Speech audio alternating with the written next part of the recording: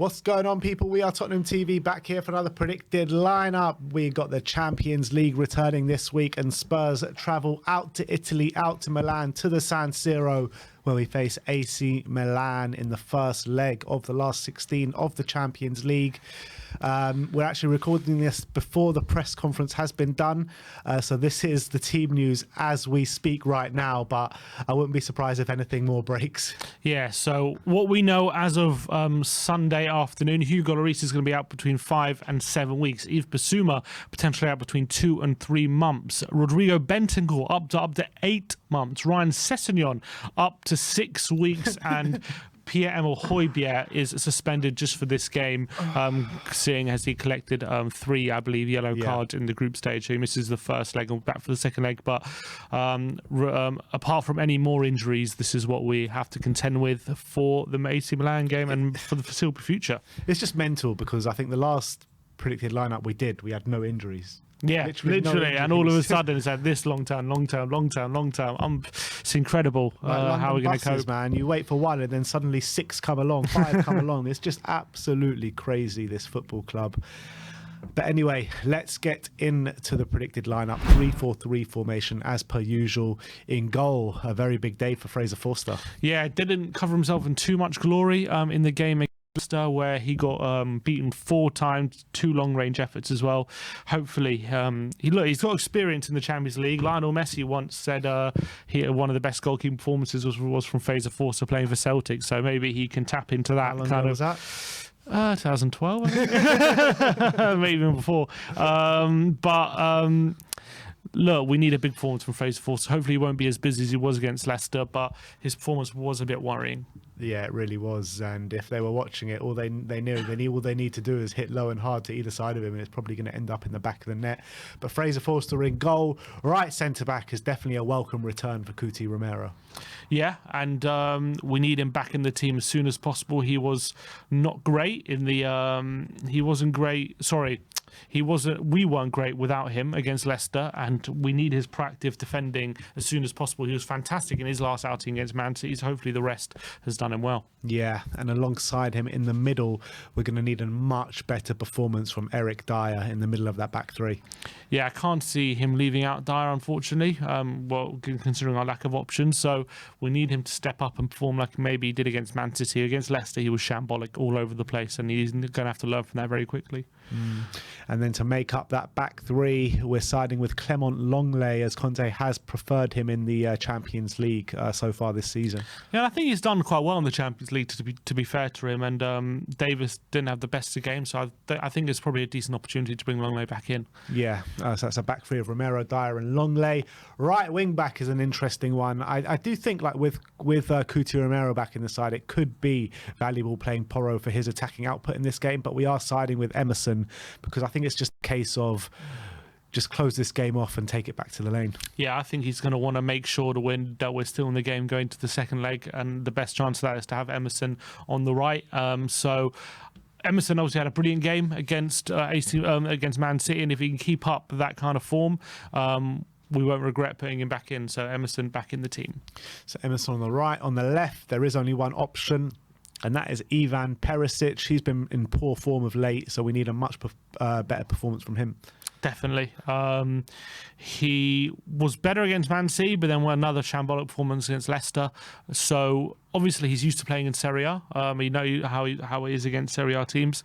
So we're going to need him to really step up, and the San Siro. So and we have no other option as well but to play him, so need him. All right, so let's run through that back line with you guys one more time. It's Fraser Forster in goal, a back three of Romero, Dyer and Longley, Perisic on the left, Emerson on the right, and now let's move on to the midfield, and Ollie Skipp is the first player we're going to talk about, not because he's done too much to warrant his inclusion in a game like this, but we are down to our bare bones. Yeah, and to be fair to Skippy, his last performance was against Preston, and he was pretty good in that game when he came on for a 20-minute cameo. So hopefully there are signs of him getting back to his best, whereas he's been a bit lackluster in appearances so far this season. But this is obviously going to be by far his biggest test for a long time, and it could be a big moment for him if he can really dig out performance, because we know he's got the quality in him to do it. So big game for Ollie Skipp, and we're all going to be behind him. Yeah, absolutely. And then alongside him, again, lack of options, Pape Matar Sarr is going to step in. And quite funnily enough, he was linked with AC Milan, wasn't he, for a loan move? Yeah, didn't quite happen for him, but in a weird way, he's had that start against Arsenal, so maybe he's got that big start out of his system where he wasn't terrible, but he didn't exactly set the world light either in that game. So He's still probably our best player on the day. yeah, probably considering how poor we were.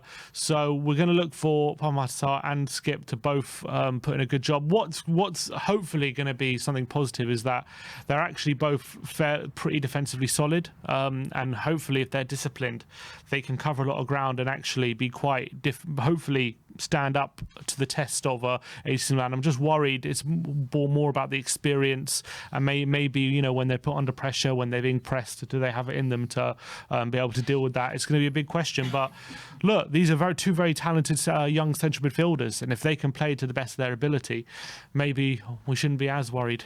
Yeah, and I think Skip's played in big games for us before, so I don't think he's going to get overawed by the occasion. And Sarr, when he stepped in the North London derby, it's not exactly like he got overawed by the occasion as well. So it might not be the worst thing in the world, but in a game like this, you just need Højbjerg and Bentancur to run things in the middle for us. You know how important they've been for us this season. But let's move on to the front line, and on the right-hand side is Dejan Kulusevski. Yeah, again, another poor display against Leicester. Obviously playing up against a back three this time rather than a back four, so maybe he can exploit that space behind the wing back. Teo Hernandez likes to get forward a lot. He's going to have his work cut out for him to get past him, but hopefully with him he can get caught up the pitch, and Kulusevski can make the most of that, and he needs a better display. Look, could we bring in Danjuma or Richarlison? I guess there's maybe a case for it, but I just don't see him doing it. Yeah, I mean, if there's a case to bring in a Danjuma or Richarlison, in my opinion, it should be instead of Son, not instead of Kulusevski. But we have sided with Heung-min Son on the left-hand side. So yeah, Sonny on the left-hand side. Yeah, and didn't have a great game against Leicester, to say the least, after a much better display against Man City. But it's interesting to see what kind of what he's going to kind of be up against in this one. Is it going to be more of a team sitting deep, or AC Milan going to have a real go at us and try and win the game at home? If they do that, then this is tailor-made for Son. But if they're trying to sit deep and keep it tight, I can see Son's struggles continuing. Yeah, and then to make up that final 11, obviously it's going to be Harry Kane up top. And if we're going to get anything out of this game, he's going to have one of those performances like he had at Man City last season, where he's just unplayable, physically dominates the Milan centre-backs. Yeah, I have to agree. I think it's going to be very important that he makes himself known, doesn't get bullied like he did on Saturday. And if we are going to really set up attacks, we need him to make the ball stick and bring other players into play. And that's how our best chance, in my opinion, of getting any joy going forward. But because I really think Conte is going to ask the forward players to really do a job for the team, considering as well Sarr and Skip are in the midfield. I think all our forward players are going to be dropping deep and helping out. So if we're going to get any joy going forward, Kane's going to have to be at the centre of it. All right, so let's run through that lineup with you guys one more time. 3-4-3 formation as per usual. Fraser Forster in goal. Romero, Dyer and Longley make up the back three, with Perisic and Emerson as the wing backs. Pape Matar and Ollie Skip as the double pivot, with Son, Kulusevski and Harry Kane up top. In the preview, we both said 0-0. We're sticking with it? I'm sticking with it. I'm hoping we're going to dig deep. Everyone's going to be fighting for each other. I hope in a weird way with Skip and Sarr in the team, because they're young and inexperienced, everyone's going to want to make sure they're well protected. Whereas with Bentancur and Højbjerg, it's kind of like, look, they're experienced enough, they can handle themselves. Hopefully everyone digs in to help out in the midfield and puts in their fair share of the legwork. And maybe that can play in our favour in terms of being really resolute. So I'm going to go with a 0-0 draw. Yeah, I'm going to agree with that. I'm just hoping that we can keep it tight and just take it back to White Hart Lane with something to play for. Even a 1-0 loss wouldn't be the worst thing in the world, to be honest. I'd even take... Would you take a 1-0 loss right now? Probably not, just because I know the form AC Milan are in. I don't think we're obviously the way the last game was really troubling, but given how AC Milan are playing at the moment, I don't know if we're actually at risk of a battering right now. So I do think there's a good chance we can get a draw, but it wouldn't be the worst result, 1-0 loss.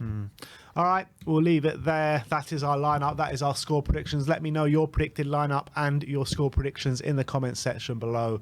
We travel out to the San Siro to Milan on Monday. Very much looking forward to the game.